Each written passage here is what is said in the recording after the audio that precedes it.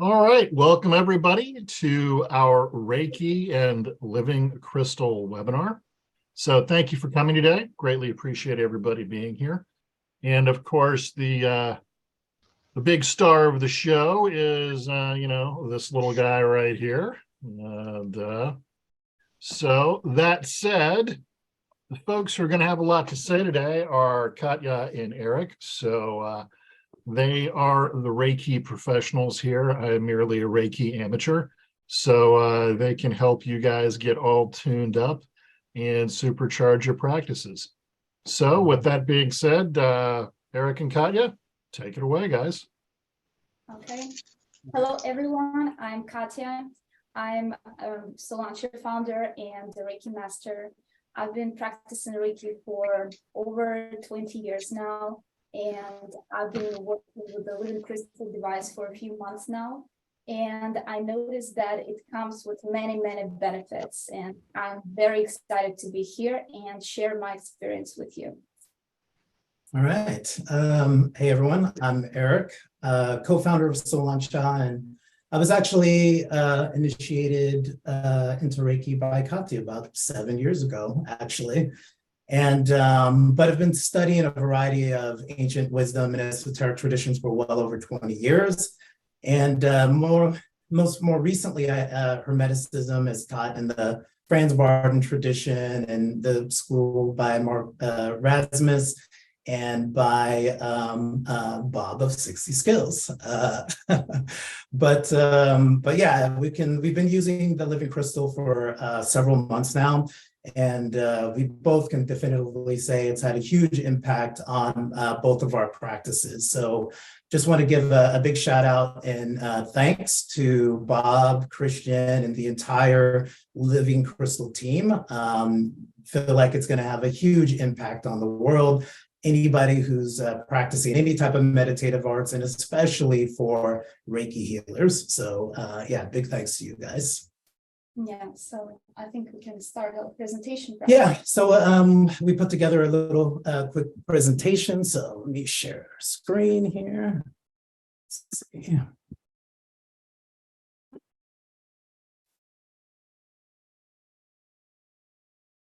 All right.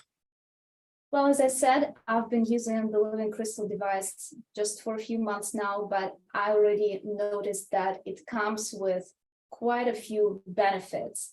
And today I'm going to discuss these benefits, and also I will share my experience, how I use the Living Crystal device, and what kind of crystals you can also use with this device for your Reiki healing practice. So you can see on this slide the benefits that I personally noticed for myself, and I can say that the main thing that I noticed that it helps me to concentrate during my healing session. So what it means is for every healing session, we have to have a very clear intention for the healing. So it's really important not to get distracted and focus completely on this intention if you want your healing practice to be very effective. So the Living Crystal helps me to keep this focus throughout the whole session. Another thing is to help me to receive information about the mental and karmic reasons for the disease and the spiritual lessons that it teaches you or my patients during the session. Because, we have 4 main components for Reiki healing. The first component is the energy, Reiki energy itself. The second component is actually the mental reason, or we can also call it psychological reason, that is probably the core of the problem or the core of the disease. And we also have a karmic reason, which is our actions that lead us to experience this discomfort or to experience this disease. And of course, the spiritual lesson is our main goal, because we have to make sure that we become a better version of ourselves after we heal ourselves, so we don't repeat the same lesson again and again. So as a healer, we have to provide our patients with this information. And sometimes it becomes really hard to receive this information and to even understand where the disease or any kind of problem is coming from. Like, for example, it can be emotional trauma. And what I noticed, it becomes much more easier to receive this information, no matter what you're working with. If you're working with the self-healing practice or when you're giving the Reiki healing session to other people. The Living Crystal device is a very good assistant with this. Another thing I noticed too, the Living Crystal helps you with chakra scanning.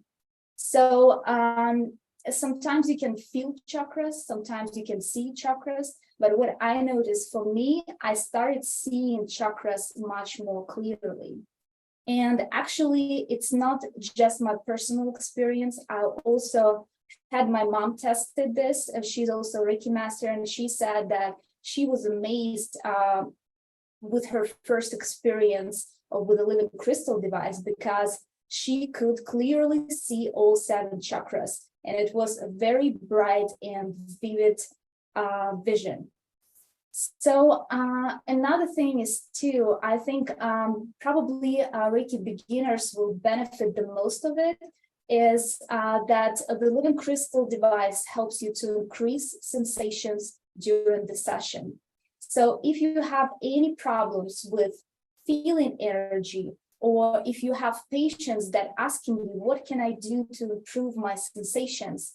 I think that you can definitely advise your students and your patients to use the Living Crystal device, because it significantly increases the sensations from the energy itself. And of course, it's great for relaxation, just general relaxation during the session, because, you know, especially when you're working with new patients, they can have this inner resistance to the healing, and they may not trust you as a new healer just for now. So you probably will want them to feel more relaxed and more trusting. So the Living Crystal device will help you with that as well. So also, if you happen to practice mental projection, I do practice mental projection, and it will also help you with that. So your visions, your mental projection will become much more vivid. So also during the healing session, especially if you're already an experienced healer, you probably already can see and feel organs that you're working on healing.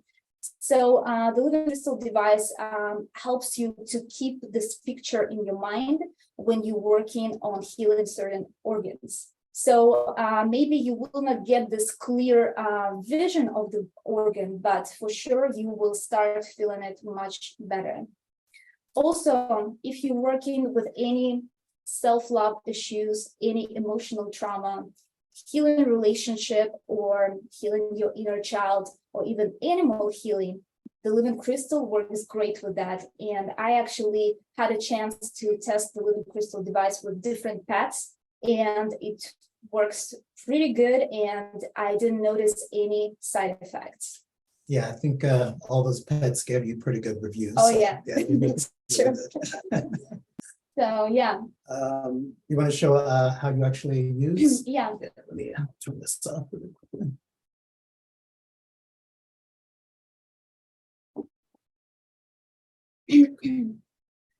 Okay, so before I turn on the Living Crystal device, I usually write down the intention for the healing, because as I already mentioned, it's really important to focus on your intention and know exactly what you're going to heal. So once I wrote down the intention, I take this clear sphere, I put it between my palms, just to make sure you remove any jewelry, and just focus on this intention for a few minutes. After that, you can place it on the top of the device, turn it on, and after that, you can just start your healing session the way you usually do. So you can use any other crystals instead of this clear sphere. What I noticed for myself, when I'm practicing self-healing sessions, it just helps me to feel this pure Reiki energy much better. So this is what I usually use, this clear sphere that the device comes with. But also I have spheres of different colors as well. Like, for example, I have this red sphere that I use for Reiki manifesting practices. And also I have this blue sphere that I use for giving Reiki healing sessions to others. And just make sure that if you're using the same sphere for different patients, you have to cleanse it after each session. So also I wanted to share today what kind of crystals I like to use for my healing sessions. And I think we will get back to our presentation. Okay.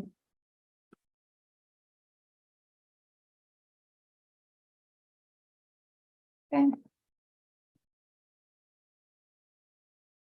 So one of the main crystals that I've been using for my healing sessions is clear quartz. Clear quartz is a great crystal that you can use for boosting your clairvoyance, boosting your intuition, your clairaudience. Also, it's great for understanding of the karmic reason for the disease that I was talking about. It's one of the 4 components of Reiki healing.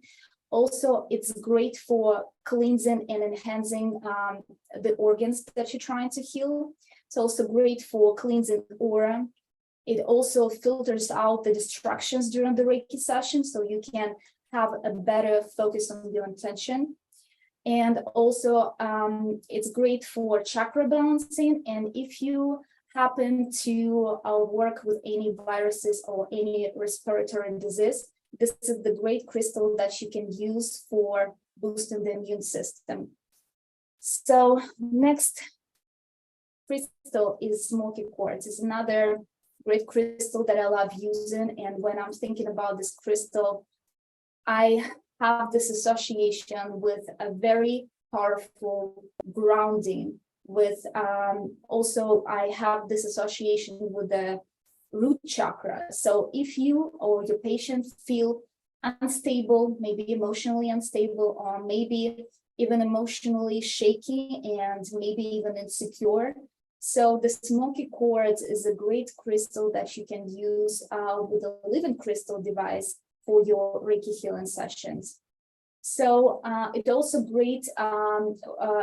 works great for letting go of any fears and even healing any forms of phobia or any emotional traumas. And it helps you to relax during the healing session, and also will help your patients to relax. By the way, I didn't mention it, but the living crystal device, I tested it, and it works great for both for hands-on healing sessions and even for distant healing sessions. So my patients, they don't have the living crystal device. I do have it. And when I'm doing this distant Reiki healing for other people in different parts of the world, they all notice that their overall experience is completely different, because they feel the sensation from the energy much brighter. And some of them even receive this vivid visions and vivid dreams, and even the awareness of what's happening with their health at the moment. So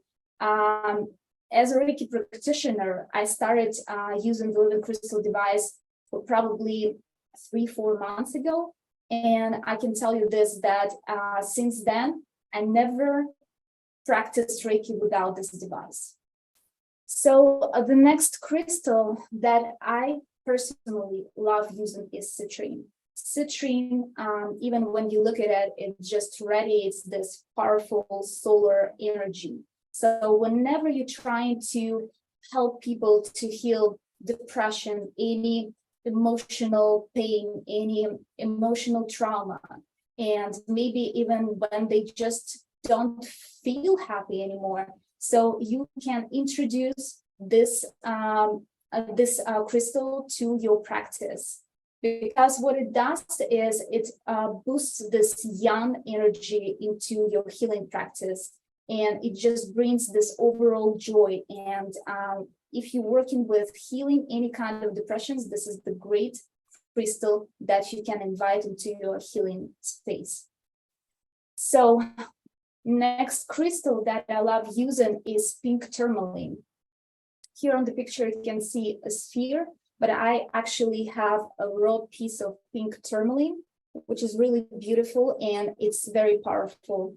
I use it with a living crystal device, and what I notice is it really helps you with Reiki relationship healing. So whenever you're thinking of the issues of self-love, self-acceptance, self-respect, any emotional trauma that comes from heartbreak, this is the crystal that you want to invite into your healing space. So what it does, it really helps you to balance your heart chakra, and it boosts your self-love and self-acceptance. And it also stimulates this overall relaxation that you make yourself available to receive love and give love. So also what I noticed that it really helps to stimulate receptivity to Reiki energy. What it means is, as I already said, that when you invite new people, new patients into your healing space, they may have this inner resistance to Reiki energy, and you want them to feel more relaxed. So pink tourmaline is a great crystal that you can invite into your healing space to help them to overcome this resistance and to become just generally more relaxed. The next crystal that also very, very powerful is tanzanite. This crystal you can use for Reiki meditation practices. All the meditations I usually do with Reiki. So that's why I really can't imagine practicing any kind of meditations without working with the energy. So when you want to deepen this meditation experience, when you want to maybe receive some guidance, or when you want to boost your visions during the meditation, this is the crystal that you want to invite into your meditation space. So it also will help you with any kinds of healings, because it helps you to understand the karmic reason of the disease. And not just karmic reason, but also a spiritual lesson that you need to learn in order to heal. So this is a great crystal, selenite, that you can actually use for preparing your space for a Reiki session. Because as we all know, it's really important to prepare your space before you even start a Reiki session, because you need to clear all the energy and you need to create this healing atmosphere, no matter what you do in self-healing practice or healing practice for other people. Selenite will help you with that. So what you can do is just put a piece of selenite on the top of the living crystal device, turn it on, and then you can cleanse the space the way you usually do. Even if you don't do this, you can even save your time and just put a piece of selenite, turn it on, and it will prepare the space for your healing session. You can leave it for 30 minutes, and then you can feel it, that the energy of the room is going to change. So another thing that selenite helps you with is to see a bigger and deeper picture, to see the core of the disease. So when you know that what actually was the cause of the disease, psychological, spiritual, karmic, it's going to make it much easier for you to work with this disease.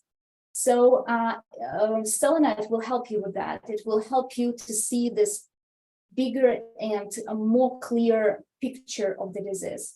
Also, it will help you to stabilize any emotions, any feelings that can be destructive during the session. And of course, it's going to help you to receive higher guidance and just connect to higher dimensions. And yeah, this is the great crystal that you can invite for practicing meditations with Reiki energy. So, and this is the last crystal that I'm going to talk today about is this is shungite. Shungite is a very powerful stone, and it's actually one of my favorites. I have it by the bed, and it helps me to deal with any kind of sleep disorders, and it also helps you to heal insomnia. But what it also does, it helps you to prepare your healing space for actually doing your Reiki healing sessions. So what it does, it cleanses the space and all the stagnant energy. It recharges your room, and your room is ready for your Reiki healing sessions. And also, it's really great protection from any electromagnetic frequencies that come from your phone, that come from your laptop, and they can be really destructive during Reiki healing sessions. So it's also a great stone to invite into your healing space when you want to feel more stable, more grounding, when you want to stabilize your root chakra and just feel more connected to your roots. So, and also it will help you to reduce stress. Another thing you probably already heard about shungite, that it's great for cleansing and recharging water. It completely changes the structure of water. And usually what people do, they just put small pieces of shungite in the water and then drink it. But what you can also do, you can charge water actually with Reiki, and you can invite your living crystal device for this purpose. Like what you can do is you can take a piece of shungite, put it on the top of the living crystal device, turn it on, then put a glass of water next to it, and just put your palms around this glass of water. Focus on your intention of cleansing and charging this water with whatever you want, with love, with light, with minerals, and just focus on making this a glass of water the healthiest water possibly can exist. And just do it for a few minutes, but I like to do it not less than 15 minutes, actually. This is when you can actually feel the process is changing. So yeah, it's great for using it for charging water and for also cleansing water. And you can use the living crystal device for that. So yeah, this is the crystals that I personally like using.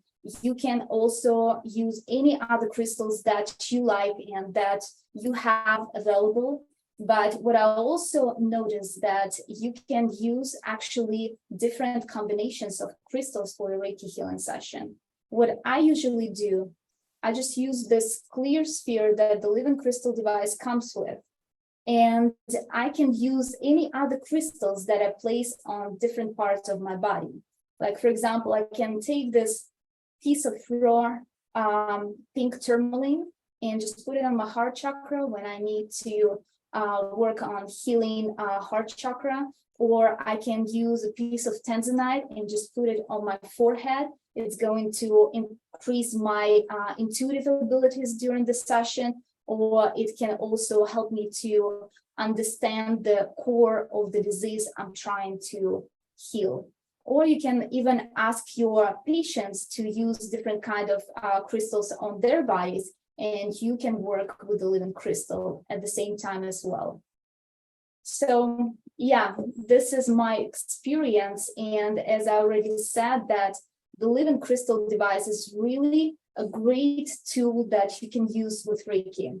It definitely boosts your overall experience. And I've been working with a living crystal device just for a few months now, but I'm sure there's still a lot to discover and there's still a lot to experiment with. So I'll make sure to keep you updated on that. So anything you want to add? Yeah, I think you covered quite a bit. I think the big thing that I think to remember, and Bob has said this many times, that the living crystal device essentially is amplifying, whatever practice or modality that you're undertaking, right? And so, and Reiki is no different. So when and I think there's a direct correlation to the quality of the Reiki healing session that somebody is giving, with their ability to be able to sense and feel the energy that they're working with, right? So the living crystal device essentially is going to amplify that. If you have a problem feeling energy, this is going to help you to be able to start feeling energy so that you can, give a better healing session. If you already can feel energy, it's only going to amp that up even more so, and then increase the quality of the session that you're actually getting. So in my opinion, and I think Katya said it, once we started using it, I don't think you do Reiki without it now. No, I don't do Reiki without the living crystal. Yeah, so to me, I think it's something that probably, any real serious Reiki practitioner, master teacher or healer,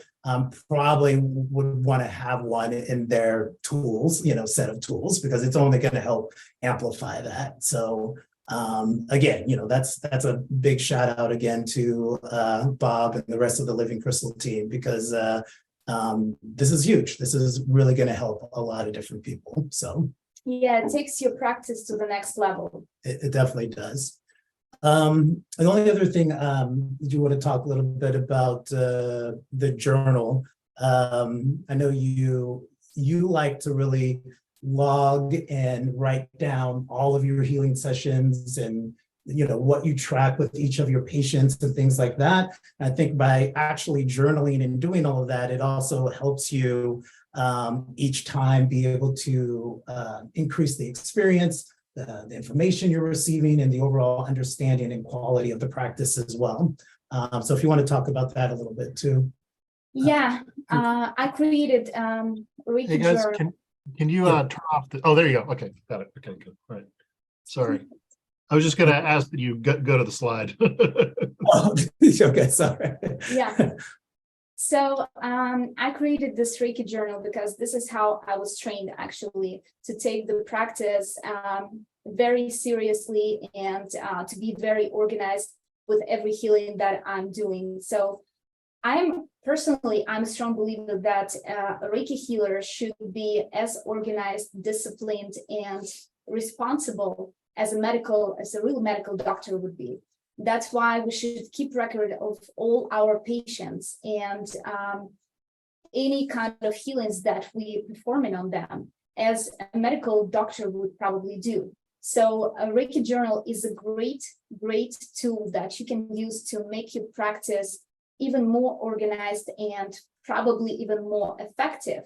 You can use this journal for keeping track of your self-healing sessions, as well as the Reiki healing sessions that you give to others. And here on the slide, you can see what this Reiki journal includes. So it includes information on all the chakras, healing models that you can use for your sessions, because we have different kind of illness we're working with. It can be just a slight headache, or I personally had a cancer patient. So the model of treating this disease is going to be completely different. So I included this different models into this Reiki journal, and also we have information on how to do Reiki healing with actually the living crystal included into this journal. And this journal also provides you with a list of sound frequencies that you can use for Reiki sessions. And of course, the journal itself. So it includes journal for tracking your Reiki healing sessions, tracking all your patients, what type of Reiki session you're using with them. And if you are a level 2 practitioner, what symbols did you use for Reiki healing session? So, and also if you happen to be a Reiki master, I also included Reiki attunement tracker for Reiki masters. So you will have actually a list of all your students that you gave attunement to. So yeah, I just thought that it's going to be very helpful. I used to do it all manually because, as I said, this is how I was trained. But I also noticed that maybe it can be even beneficial and helpful for other people. So yeah. Yeah, definitely. Do you have anything to add? Do you want to show the journal? Let's see.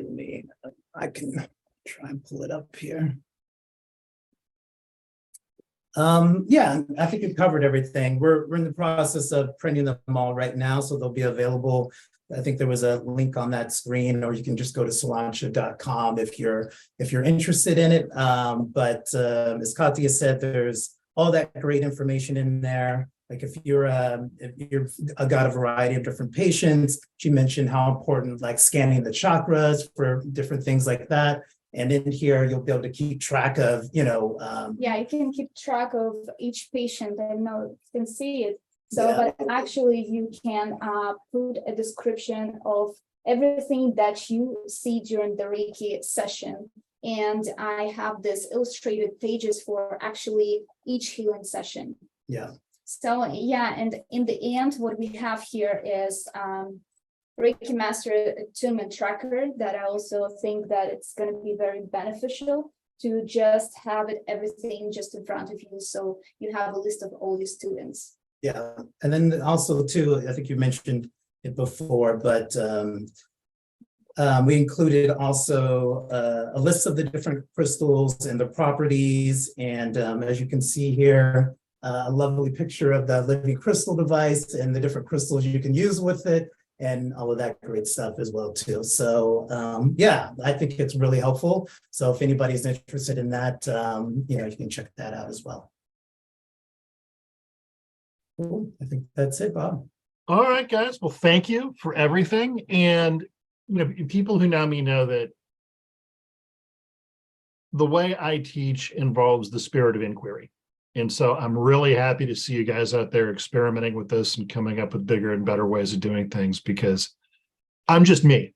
I know the things I know, but my students continually surprise me with how inventive they are and the things that they come up with, because their experience base is simply different than mine. And that's something that I really encourage people to communicate with each other.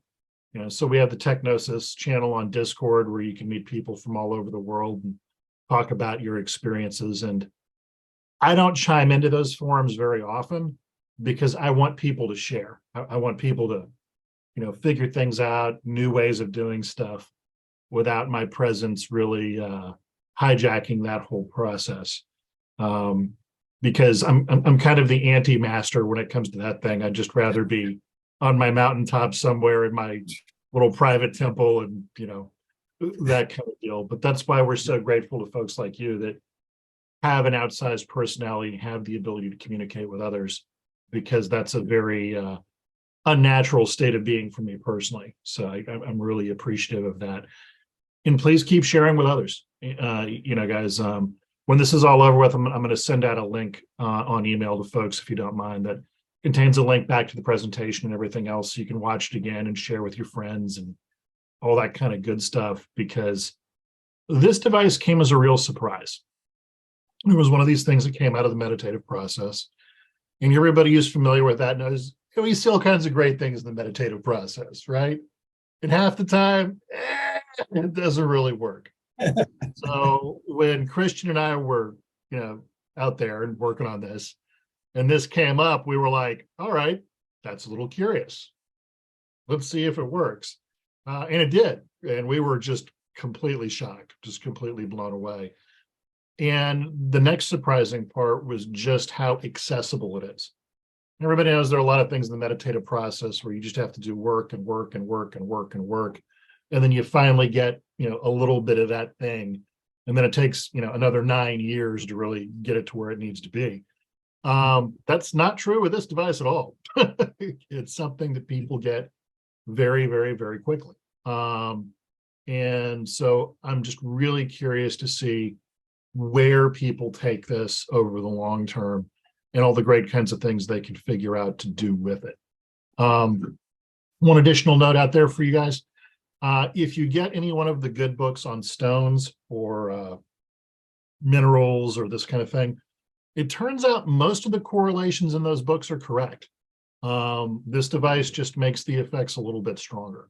So feel free to go crazy. I've had really good experiences working with amber. And the great part is you don't need an enormous piece of something to make it work. It turns out you can use just a tiny little piece and it works really well. So again, we were super happy about that. But Ember, I see you got a question there. So please Unmute yourself and chime in. Okay, so I was listening. Do you find that a sphere is more beneficial? I mean, I know it has those properties of kind of outward pushing, but I know raw works really well because it's not been touched, I guess you could say, or a monitor. I can't think of the word, but you know what I'm saying. So I'm just curious. Do you find that any stone, regardless of the shape, like say I have a pyramid shungite, I mean, do you think that amplify? I mean, do you guys have any experience with sphere versus raw versus other shapes and whatnot? Our work with geometry is preliminary, but I can share a little bit. Spheres work really well for generally dispersing energy in an area. Results in a very smooth kind of sensation. That said, raw stones or even not circular shaped stones, this is like a little moonstone that I've got, work just fine. The only thing I do recommend people to be careful with is if you remove the stone from a device, try not to point it directly at someone when it's turned on. The raw energy from this, some people can find a little too much. But that said, in terms of geometry, what we found is that a four-sided stone, like a cut pyramid quartz, right? Quartz pyramid, tends to drop the energy down into that kind of lower abdomen area. A six-sided device on top moves it up into more of the heart center solar plex area. Eight-sided kind of mental. If you go out and look up Vogel crystals, there's a whole ton of information out there on geometry that association did in the 50s and 60s. What is nice is that because this is a powered device, it can make up for flaws in the manufacturing process. So the geometry doesn't have to be super specific. The device can make up for that difference. Whereas with the Vogel crystals, one of the reasons why that technology never caught on is the precision nature of the cuts that had to be made to make it work resulted in a price point on, a small one of these things being a couple $100. So, but because it wasn't powered, they had to be that precise to get the effects to propagate properly. So yeah, go out there, play around with it, and see what you can find. But so far, it's been a remarkably flexible tool for doing all these kinds of things. Cool. Anyone else? Hey, I'm Eric. What's going on? All good here. All good here. Nice to see you, 60Skills, and nice to see you, Katya, and everyone. I've got a question about device because I'm supporting you actually on a Kickstarter, but I'm still waiting for my Living Crystal to arrive. Do you know roughly like when they will arrive? And also because I live in London and I've got access to quite a spiritual community. Would it be possible to connect with you and later on, I don't know, distribute it here so buy like a large amount and bring it here to London? Absolutely. The devices are going to ship in June. We have and I believe, Eric, you could talk more to this, but Kickstarter has a very specific window in which we have to fulfill all the orders. So it'll be around June. It won't be any later than that, that's for sure. And if you're interested in a bulk order, contact me or Christian at the Kickstarter, and we'll be more than happy to figure something out for you. Again, long term, we want this technology to be available to everybody. And because you guys are going to find really interesting ways of employing it that would never occur to the rest of us. Christian would just rather spend all day in his lab and have people shove food under the door every once in a while. So, that doesn't lead to a lot of cross communication in our world. So, but yeah, absolutely, reach out, please. have you observed any difference between, like, you've got a ceramic base, you've got wooden base, and you've got like a small shape for traveling? Do you have some differences between them, how they work, or not really? Not really. One thing we have noticed that just, again, really surprised everybody is, plastic is traditionally considered energetically neutral. It can't really hold a charge. Oddly enough, the older beta models that we've been working with, the plastic bases have begun to absorb a passive charge. Don't ask me how that works. Don't ask me how that happened, because I've never seen that with a plastic anything ever for any reason. So that really came as a big surprise. The living crystal seems to modulate the energetic potential of things in a very curious way. And again, like a lot of meditation derived stuff, the fact that this worked at all was just a complete shocker to us. So yeah, the base material doesn't really matter. It's really a matter of personal choice. Obviously, if you live in a super humid environment, a wood base might not be the best, because it can pick up mold and stuff like that. On the other hand, if you're in a super dry place, maybe the ceramic would simply be better. But truthfully, it's just a matter of personal choice. It doesn't seem to impact the functioning of the device at all. And one more question. I've got quite a lot of crystals at home, and now if I amplify, let's say one, would this amplify the rest? Because if there is, I don't know, do you have some kind of health and safety for not mixing up too many different things, or working in a like a clean environment? So at least because if I want to play with it and find out how does it work, I need to select the crystals and select the area as well, I think. Yeah, it definitely has an area effect. It seems to radiate at least 3 meters, 10 to 11 feet, as far as we can tell. Depending on how sensitive someone is, it may actually be bigger than that.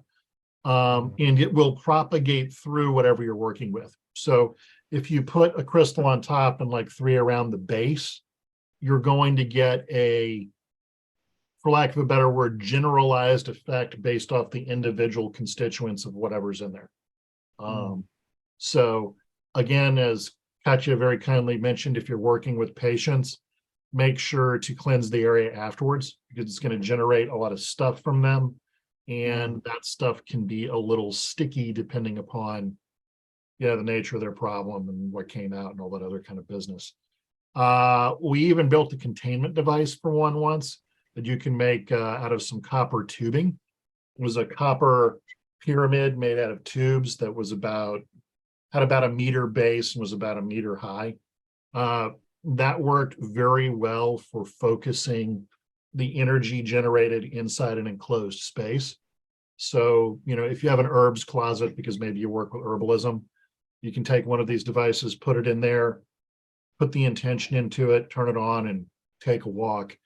And when you come back 8 or 12 or 16 hours later, the energy will be much stronger. Off of a standard 9-volt battery, most people are reporting between 50 and 70 hours of use time before they need to change the battery. So if you're going to do that on a regular basis, got a lot of clinical experience or patients coming in and out or what have you, I would definitely buy a rechargeable battery, save yourself a little bit of money there, a little better for the environment, I guess. But we've had no problems running these units 10, 12 hours a day. The LED is, I believe, a 10,000 hour unit. So, you should get lots and lots and lots of use out of the device for a very long time before any issues come up. Anything else? No, so far I'm done. Thank you. Cool. Ember. I can't wait for them to be, dispatched. Of course. We'll get it out to you as soon as we can, man. Ember, you got something for us? Well, he just kind of sparked some curiosity. So say I have my other stones around, would you recommend putting them out of the vicinity so you're not kind of creating this multiple faceted kind of charge, or would you clear it with quartz afterward, clear maybe the room with quartz so it like gives back the natural energy? Does that make sense? Absolutely. Yeah, no, those are all really good practices. to Okay. do. Again, intention matters a lot. So me, Okay. I work a lot with Kabbalistic letter theory. And so for me, a typical practice involves turn the device on, generate the energy, push it into the device, and it begins mimicking that energy very effectively. So depending upon your ability to project and use intention, that'll have a more pronounced effect. But again, I would encourage you to practice. Just play with it, experiment, see what you come up with. What did you say you practice? Kabbalistic what? I mainly practice Kabbalistic letter theory from the Franz Oh, Barth cool. School. I love it. Well, thank you. It's about Uh-huh. 90% of what I do, and it's only for complete weirdos, but we're always looking, so everyone here is welcome. Well, weirdos only means supernatural, so Fair enough.